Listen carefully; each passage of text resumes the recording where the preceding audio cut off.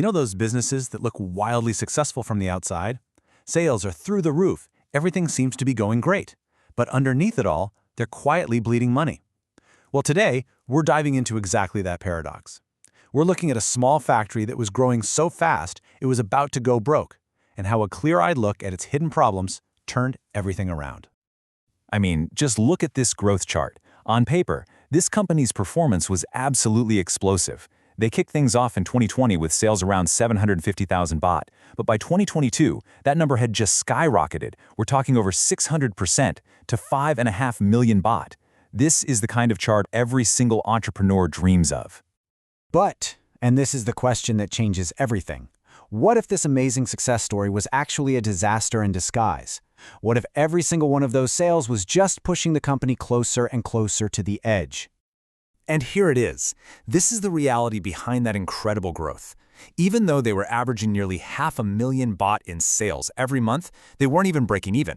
The break-even point, the absolute minimum they needed to sell just to cover their costs, was over 100,000 baht more than what they were actually making. So with every single sale, they were just digging themselves into a deeper and deeper hole. Okay, Section 1, growing but losing money. Let's really unpack this paradox by getting to know the company at the heart of this story.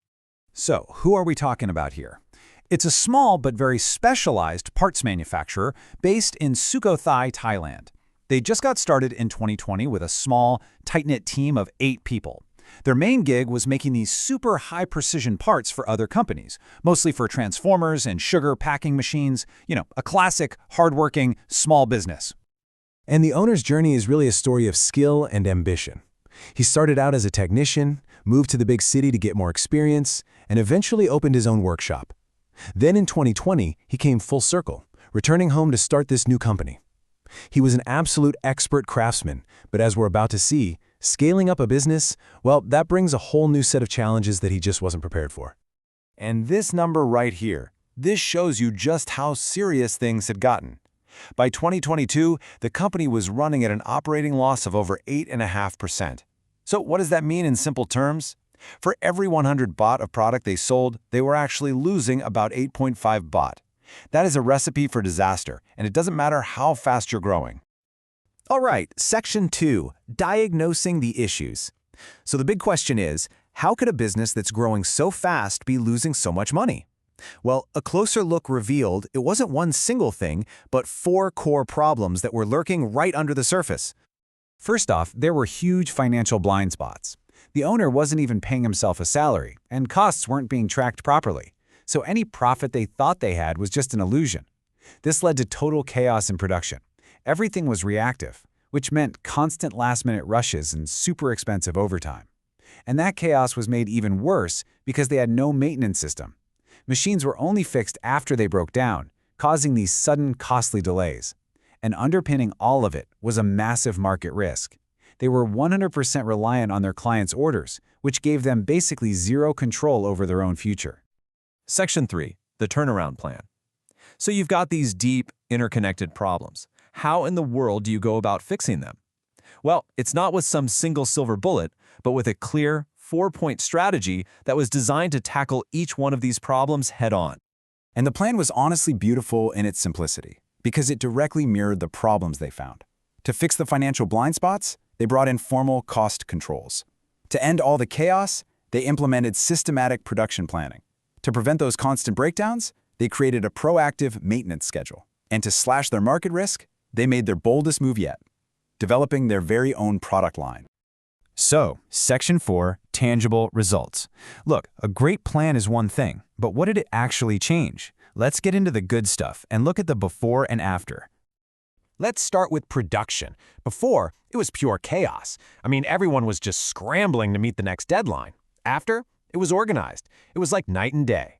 They started breaking big jobs into smaller, manageable pieces, booking machines and staff ahead of time, and holding daily meetings to stay on track. They went from being reactive to being proactive.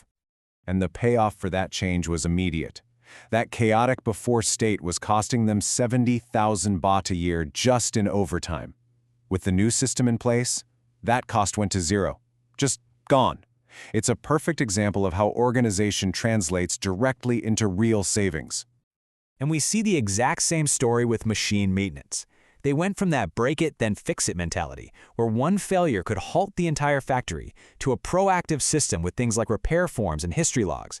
Now, they could actually anticipate problems before they happened. And the financial impact of that one change, a projected savings of 120,000 baht per year. By preventing breakdowns instead of just reacting to them, they saved a huge amount on repair costs and all that lost production time. But honestly, this next change might have been the biggest one of all, their market strategy. They went from being just a supplier, completely at the mercy of their clients' whims, to being a product creator. They actually identified a niche market and developed their own line of ergonomic walking cane handles for the elderly and for monks. This one move was projected to create a brand new revenue stream of 1.2 million baht per year. And this wasn't just about making more money, this was about taking back control. It was about shaping their own destiny instead of just waiting for the phone to ring. Okay, Section 5, from surviving to sustaining. So, what was the total financial impact? When you put all these pieces together, you can really see the company move from just barely surviving to actually building a truly sustainable future. Let's just look at the numbers here. The profit from their new product line added 240,000 baht to the bottom line. They saved 70,000 baht by completely eliminating overtime, and they saved another 120,000 baht from better maintenance. You add all that up, and that's a total positive swing of 430,000 baht to their bottom line every single year. But, this is about so much more than just 1 year's savings. The real price here was building a solid foundation.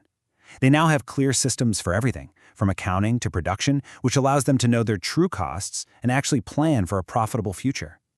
And this all brings us to the final and maybe most crucial question. Look, this factory's problems weren't unique. Financial blind spots, chaotic processes, high market risk, these are things that thousands of businesses struggle with. So looking at this story, it's really worth asking yourself, what hidden problems might be holding back your own projects or your own business? And what simple systems could you build to finally fix them?